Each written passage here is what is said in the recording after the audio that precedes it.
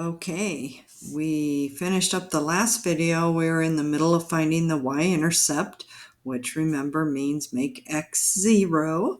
So we did that. 2 times 0 is 0, minus 3y equals 12. So 0 minus 3y is just negative 3y equals 12. Divide both sides by negative 3, and we get y equals negative 4. But as we said on the last video, intercepts are the points where a graph crosses the x or y axis. So every time you write the answer must be written as a point. And that's why I always write this, because I'll have one and then I find the other one. So my y-intercept is going to be 0, because we always put our letters alphabetical, 0 first, negative 4 second. So this is my y-intercept, and this is my x-intercept.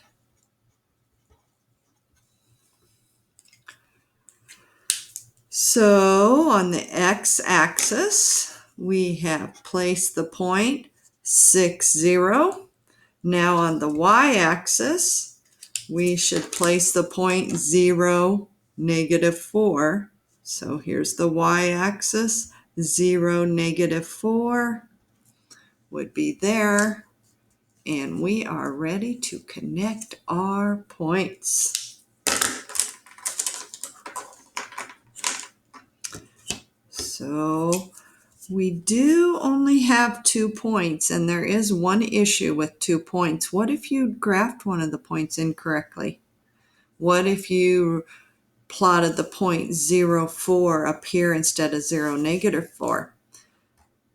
You'd never be able to catch that error unless you do a little check. So I'll show you how I check it just to make sure it's correct. When you have 5 points, you can always tell if the points don't line up, you've made a mistake. But when you only plot 2 points, it's pretty easy to make a mistake. So I always do a little check.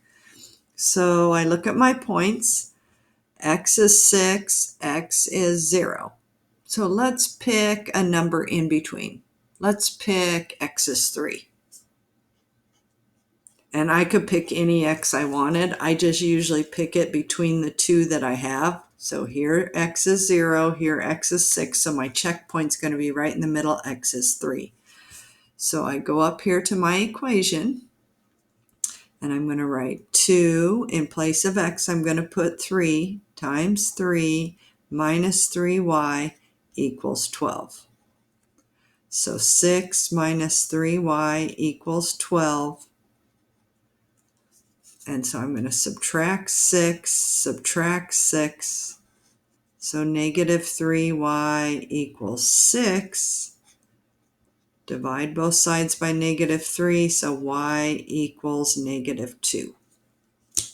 Oops, let me slide it up. I'll just make it a tiny bit smaller so you can still, oops, that's more than a tiny bit, isn't it?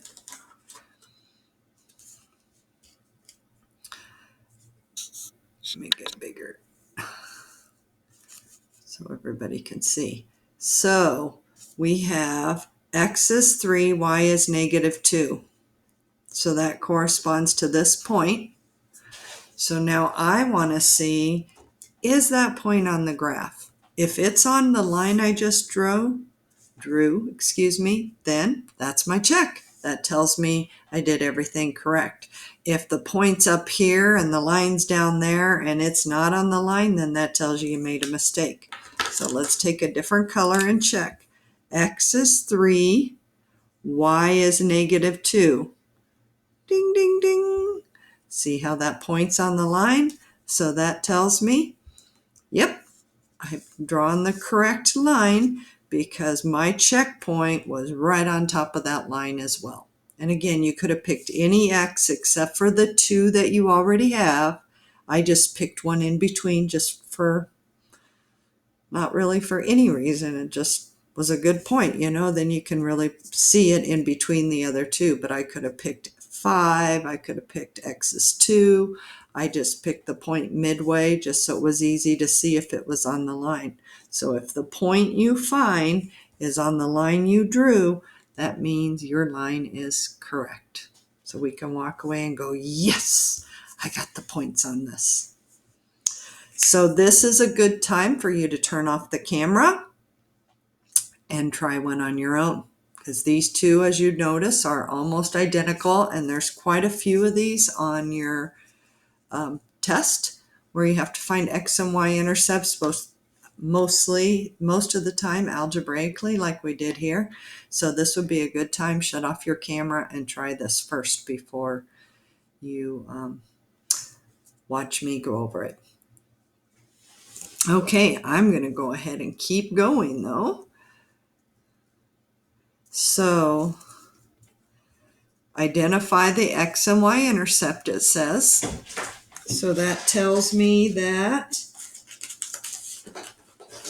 get my papers out of the way. So that tells me that I need to do it algebraically since there's no graph. And we want to find the x-intercept. And remember what we just learned on the last page. That means y is 0. Put that reminder there. Plus it helps you write your point at the end. And then our second one we need to find is the y-intercept. And remember, we always make the other letter 0. So on the x, we make the y 0. On the y, we make the x 0. Now we can go ahead and find these two, graph our line, and then do our checkpoint, just like we did on the last one. So I'm hoping you shut off the video and did this on your own first so you could practice, because like I said, you do have quite a few of these on your test and your final. So x-intercepts means make y 0. So negative 4x plus 2 times 0 equals negative 8. 2 times 0 is 0. Negative 4x plus 0 is negative 4x equals negative 8. Divide by negative 4. Divide by negative 4. X is 2. So then I know intercepts are points, the point where the graph crosses the x-axis. So my final step is to write it as a point x first, y second. And now I do the same thing for the y-intercept, except this time I'm going to make x 0 because I'm finding the y-intercept. So I'm going to go right here and make the x 0. So we have negative 4 times 0 plus 2y equals negative 8. And I only make one 0 at a time, so that's why I put the y back in for this step. So negative 4 times 0 is 0. 0 plus 2y is just 2y, so I have 2y equals negative 8. Divide both sides by 2. So y is negative 4. But since intercepts are points, I now need to write my answer as a point. So x goes first, y second. So x is 0, y is negative 4. Now I can plot my 2 points on the line.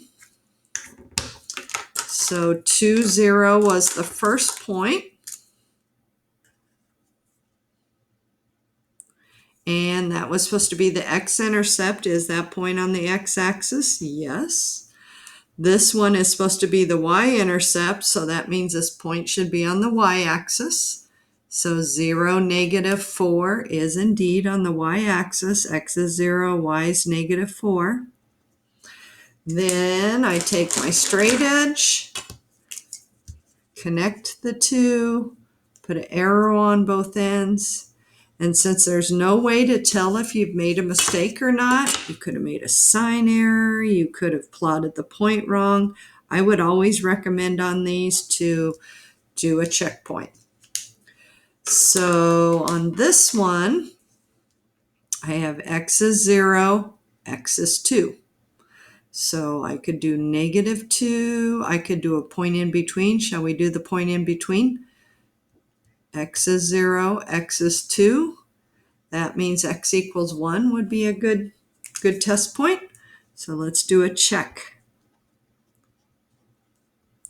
X equals 1. So we go up into our original equation and we put 1 in for X. So we get negative 4 times 1 plus 2y equals negative 8. So negative 4 times, I put 1 in for X. And remember, I could have picked any X I wanted except for 0 and 2. Those are the only two I can't pick because I already have those. So I just picked the X in between again like we did on the last problem. So now I just have to solve this. Negative 4 plus 2y equals negative 8. I need to get y alone, so I do the opposite to bring the constant over to the other side. And I get 2y equals negative 4, y equals negative 2. So now I write my point, 1 comma negative 2. And then I plot that on the graph. If that point is on the line if that point is on the line that I've drawn, then that means my line is correct. If it is not on that line, that means I've made a mistake. So let's see. X is 1, y is negative 2. Bingo! It's on the line. That means that is the correct line. So that's just a check. And like I said, the only time you have to do that check is when you only use 2 points to graph a line. When we were doing tables, we had 5 points. So there was no need to check. If one of the line points didn't line up, it would have been easy to see. But when you're graphing a line just using 2 points, I would always recommend doing a test point, especially on a test where, it's high stakes. You definitely want to make sure you get your 6 points. So do that checkpoint, and then you can walk away and know you got the answer correct. Okay, let's do these bottom 2 problems, and we'll be done with this packet. So example 4. Identify the X and Y intercept. So they give us an equation, and I look at this and go, oh, I know about these lines. These are special lines. This one only has a y in it.